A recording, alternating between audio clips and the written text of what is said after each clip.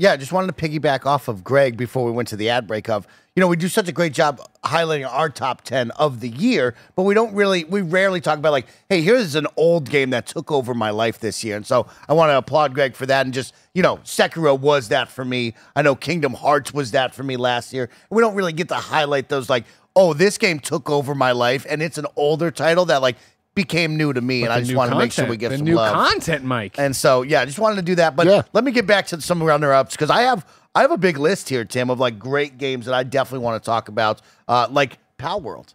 Palworld did steal the show this year, and Palworld became that for me. I'm always on the hunt for survival crafting games with Andy and the boys to play, and Palworld was exactly what I've always dreamt of a open-world Pokemon game to be, right? You see a Pokemon off in the distance, you battle it, you catch it, it becomes your team, and you go out and explore with that Pokemon. And that's what Palworld was, where I was able to craft a base with my friends, and we had our pals out there working on the base with us. They were out exploring with us, battling other pals. They did a great job with these, boss fights that you would go into the dungeon and fight the bosses with, and they all had cool and unique pals. I absolutely loved and adored our time with Palworld. It was, when we talk about survival crafting games, Palworld is up at the top of the list of all those games for me that I want to play more of and get lost and stuck in this world. Tim, when we would have some of the pals working too hard on the base for too long, they would start to get depressed. Oh. And sometimes you'd be like, you got to work through that. Like you got to rub some dirt on that depression, like because we need metal and iron right now for our guns. I don't have time for your bullshit right now. No matter how many times I see the game, I still just don't believe it. Like I've never seen that shot of a pal getting dragged behind a car in the dirt. Yeah. Like what the fuck are we doing here, people?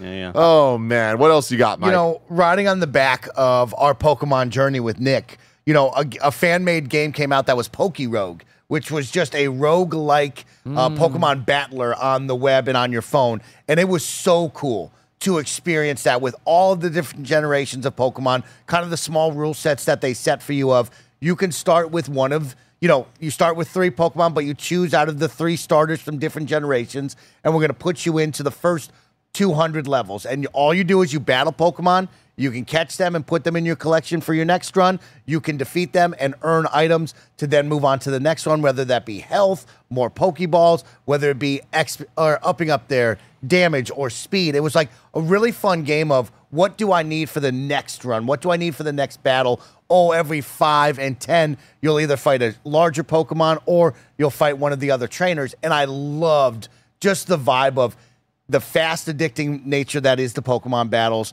seeing all the different Pokemons that maybe I haven't seen from certain gens that I missed, being able to catch them, lose, and come back and go, okay, what Pokemon were the ones that I should have on my team? What do I want to focus on? And also having them give you the option of, hey, which path do you want to go down? Do you want to be on the coastal side? Well, probably you'll run into maybe some rock and water Pokemon. Do you want to go over to the volcano side? Well, maybe you're going to see more fire Pokemon. And you risk-reward that outright. I loved what Pokerogue did, especially just splashing on the scene at the right time for me and the crew after Nick's thing. Keeping it going, I have some great pulls. Balatro, I'm sure Barrett will highlight this one, but I want to talk about Balatro. Man, oh man.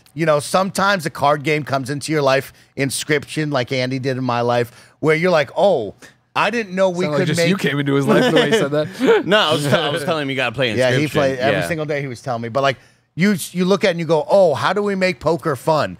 And this team figured out how to do that. This gentleman figured out how to make sitting down at the table, playing a basic card game that we've played hundreds of times in different video games and making it unique and fun and to the point where you can't get enough. You want to keep coming back.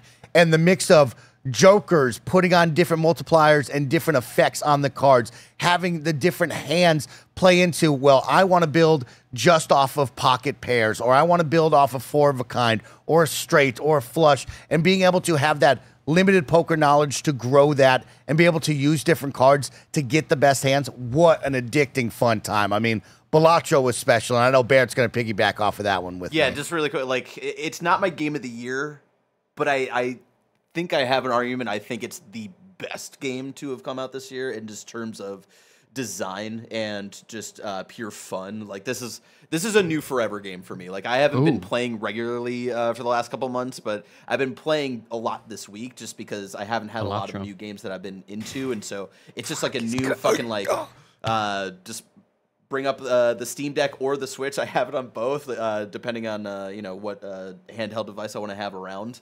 and you know putting on TV and just like having so much fun. And like during Games Daily today, I'd like completed another run, and it was just like so fucking satisfying. I think it's the most satisfying game to come out this year.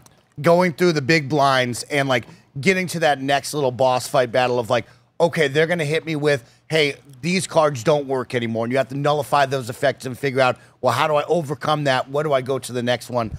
Balatcho's a must play. And then my final one, just to get out of here. This is, you know, a lot of people joke, Andy.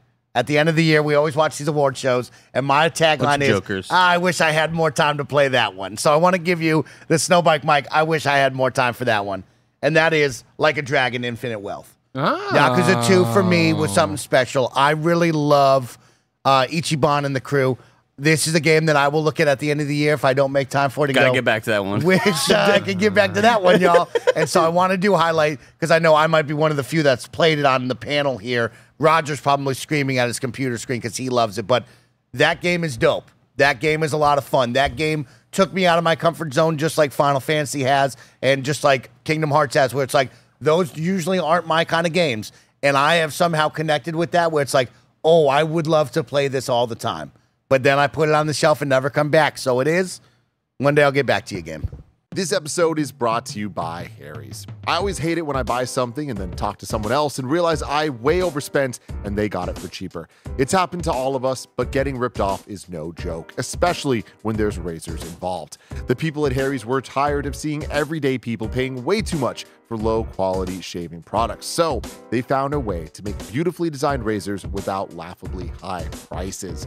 You can get better designed and better value grooming products made by a company that forged their own path in the grooming industry. Harry's has been keeping me looking right for years, and you already know I looked so good at my wedding thanks to that very close shave from Harry's.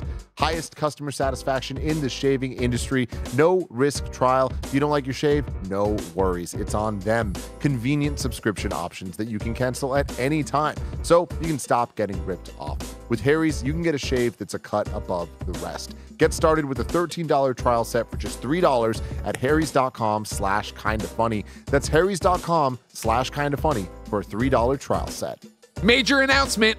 I wrote a children's book and you can buy it right now. My first ever children's book, Portillo the Wiener Dog Thinks He's a Manatee, is available as a limited run at kindafunny.com/store. I'm forever grateful to Kinda Funny best friend Josh Strickland for stepping in to help turn my dream into a reality with his amazing original illustrations. To celebrate the book launch, we're also bringing back the Portillo hat and t-shirt along with a fun new crew neck that you can wear while you're reading the book to your kids or pets. Head over to kindafunny.com/store right now and check it out before it disappears. Barrett, you said that Balatro wasn't your game of the year. What is so far? My game of the year, which is not really the game I wanted to shout out just because I don't think it's an interesting answer, is obviously Persona 3 Reload. Reload in particular is a remake has solidified as like Persona 3 is my favorite Persona game, one of my favorite games of all time. But the other game that is like in my top 3 right now is a game I reviewed and gave it as close to a masterpiece as we could on the Kinda Funny scale. 9.5 is 1,000 X Resist. Yes. I think this is like one of the best stories told in video games in the last decade. It is so beautifully told. It is also a type of game that I usually don't play, which it's a bit more walking simmy type of thing, some light puzzle elements, but the cinematography, the artistry in this game, the story, the characters, the themes are all just so well done and like had me just kind of glued to the screen and like binging through this in like just like a few days over like the course of like 12 or 15 hours. It's very cool. Obviously the visuals, the kind of vibe of it, very anime inspired, but the story is a bit I wouldn't let, like, if you're not really into like JRPGs or anime and stuff, I wouldn't let that scare you to not trying this out, because I think the story being told here and how it's being told is just so masterfully done that I think you could kind of attach yourself in any sort of way. I know Blessing is close to finishing it or has finished it, which has me happy, because I was scared that this was going to be my one game this year that I was going to tell everybody to play here at the company and no one was going to play it. I always have one, but that game this year will be 9 Souls, apparently. So. It's me with Citizen Sleeper last year. I know I want to get back to this one. That was a few years ago at this point, no? Oh, I thought Citizen Sleeper was last year. Yeah, maybe. This was one of the games, Tim, to like an hour into it, playing on my Steam Deck at night, I was like, oh, I need to take my Lexapro. This is not a game you want to play at night when you're about to go to bed, because it's just gonna make you feel real bummed out. Yeah. So like but I love that. I love when a story can like make you feel at all, and I know that this is gonna be one that I want to get back to, because I do love the art style and I love the way in which I was being told this story. So this is one that this one I would put right next to Dragon's Dogma 2 is like one that I promise you I will finish before the end of the year. Dragon's Dogma 2 took a backseat to what else? Elden Ring for me. Dragon's Dogma 2 is a game that I enjoyed so much, and I don't want anybody to think that I think lesser of it, because everything just pales in comparison to Elden Ring. So like everything's going to take a backseat to I want to restart a new playthrough, a new character for Elden Ring. But Dragon's Dogma 2, I think, is just some of the most I've had in open world combat.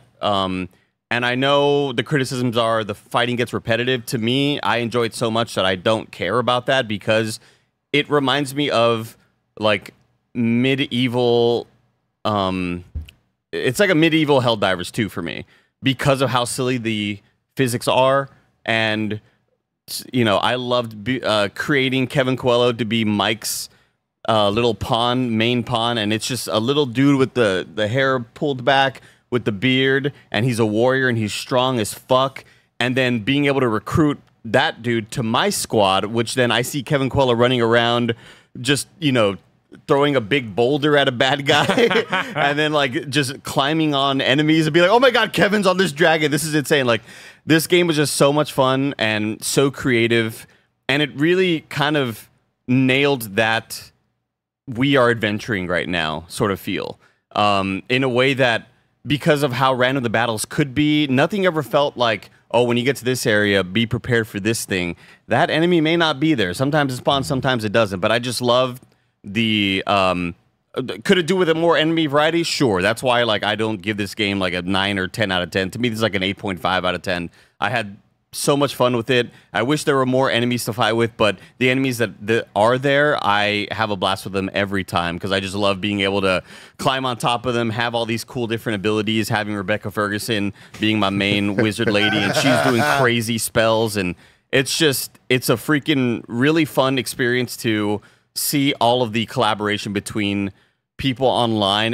There was also this kind of thing, this funny sort of like phenomenon that was happening where people started feeling really bad about their pawns because they weren't making them attractive enough, and people weren't hiring people's pawns, and being like, people were going on Reddit like, please somebody hire my little guy. Like, he just wants to go on adventures and level up, but he's not like hot enough, so nobody's hiring him. And then so there became like this counter like pretty privileged thing happening in the community of like, come on, we got to quit like selecting only attractive pawns. We got to hire these uggos. Yeah, dude, it was incredible. Like there was just such a fun community that built around it, and they keep on working on it and keep on releasing stuff, because the game never came out and ran flawlessly. It always had issues with performance.